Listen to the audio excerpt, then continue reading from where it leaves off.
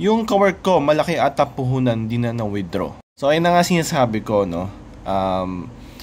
Talagang meron talagang mga tao na mahuhuli sa mga ganitong klaseng Ponzi scheme.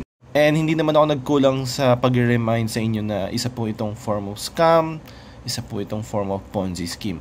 Ang masaklap pa, karamihan sa mga sumasali dito sa mga ganitong klaseng investment ay mga OFW.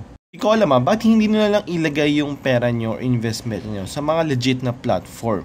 Like for example, kung gusto pumasok sa crypto talaga, since yung Quantvine is something about crypto, ba't di nyo na ilagay sa legit na platform katulad ng OKX? Kung wala kang oras mag-trade, pwede kang kumopya ng ibang trader. Or pwede ka rin gumamit ng mga smart trading bots feature ng OKX.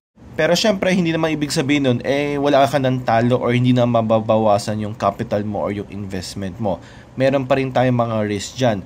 Pero one thing na ma-assure ko sa inyo is hindi kayo masascam kung saan hindi ka na maka-withdraw or hindi mo na makukuha ulit yung pera mo. So if interested ka mag-register sa OKX, click mo lang yung link sa bio ko, then yung OKX.